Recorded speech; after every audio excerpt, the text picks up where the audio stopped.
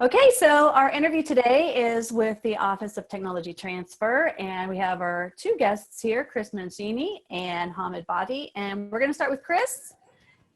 And Hello. Chris, you're sharing your screen with us. So just kind of as an intro, if you'll talk, just to give us a real quick, what is the Office of Tech Transfer about? What is your position? And then explain a little bit about the process that we're looking at. Sure. So just in general, so the Office of Tech Transfer falls under the research office at WVU.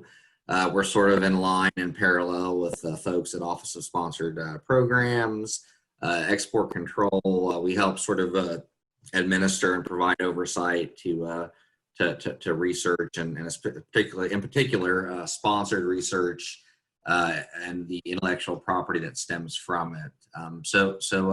Our office, our general mission, besides just procuring, intellectual property protection rights that involve the university, we manage the IP portfolio for the university, and also try to serve as general outreach, some education for students, faculty members, and try to play air traffic control with, the entrepreneurial spirit here, along with what you guys do with LaunchLab, just more so, like I said, focused on WV employees and intellectual property that comes through sponsored research. So like Carrie said, my name is Chris Mancini, and I am a technology commercialization specialist under Office of Tech Transfer here with Hamid, who'll chime up here in a bit. But essentially, like I said, our role, my role specifically, is to try to be a liaison / boots on the ground for folks that think that they've created an invention, intellectual property, and working with us to see if WVU wants to help them patent protect it, commercialize it, and generate revenue for both them and the university in the process. So I'm specifically home. My background, I have a PhD in mechanical engineering and some other degrees in aerospace. So I'm homed over at Engineering Sciences building on the ground floor, and I work specifically, with the engineering sciences, some outreach with Davis and other places. Essentially, if the biology and the chemistry or the organic chemistry, if nothing else, gets a little too complicated, I hand them off to Hamid with his medical health science background. So that's me. That's where I'm at.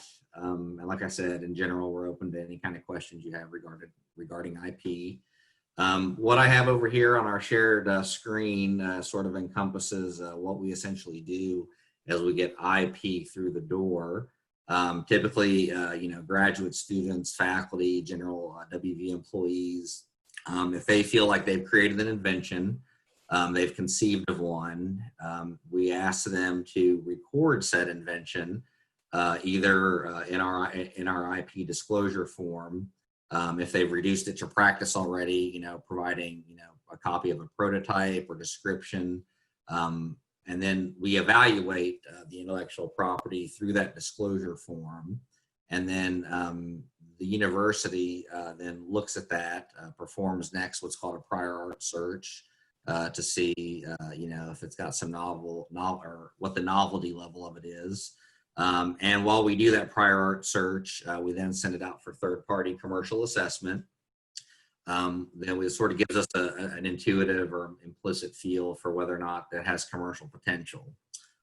So we take that disclosure form, we take the commercial assessment, and we look at the prior art, and that heads to what's called the Technology Transfer Assessment Committee, where the university sort of decides by a joint committee whether or not WVU wants to invest financial resources in protecting it.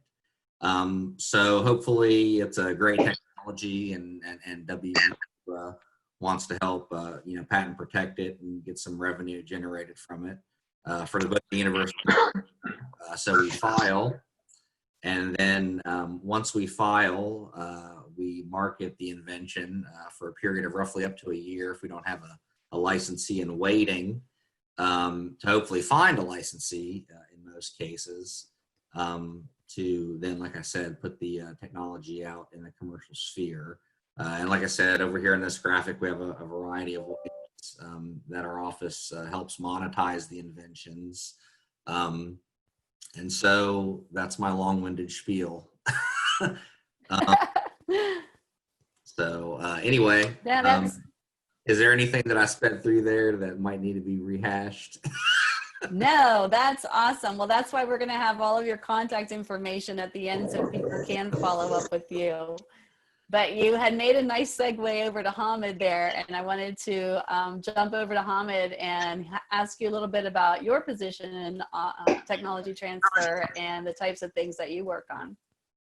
Hey, Carrie, first, thank you. Thank you for having us. Thank you, for having the Office of Tech Transfer, giving us the opportunity to talk. I mean, Chris pretty much, he spelled it out, that's the gist of how our office does it. Me, I consider myself as the gatekeeper for the health sciences and life sciences. So any new ideas coming out, coming out of Ruby, coming out of physicians, faculty members, related to health sciences and life sciences, I like to do the intake. I'm responsible for doing the intake of those ideas. And then also I have a team of interns. So what I do is when the, invention disclosure comes in, I sort it out. One intern gets to do a prior art.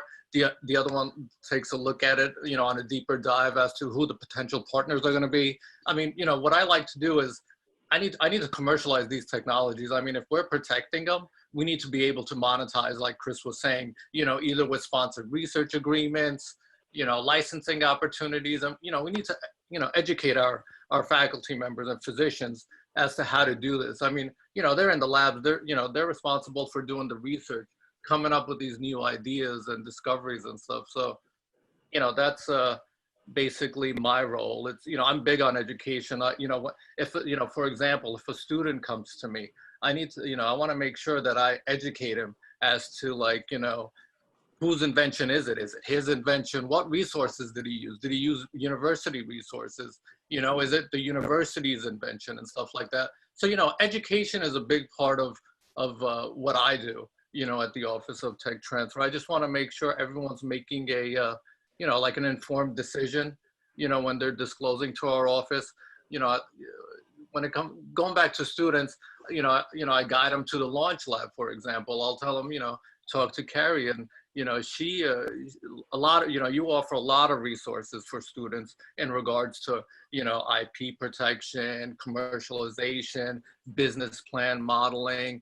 That's something that, we love to do. We love to teach our faculty members, to come up with like a business plan, and then also to come up with like a pitch, instead of talking for 10-15 minutes on their idea, we want to make it appealing to investors and VCs and stuff. I mean, because that's the end goal, right? We don't want these patents sitting on the shelves. We want to bring it out to market.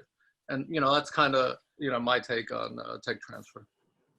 Yeah, I'm glad you mentioned that. I was going to ask that question. What is the whole rationale behind, the tech transfer? Because this is a really complicated area of higher education. A lot of people don't understand how it works because there are so many different pieces to it. But if a faculty member or a staff person at the university invents something new, are they required to come to disclose it to you all? Are they allowed to commercialize it on their own? What are the rules around that?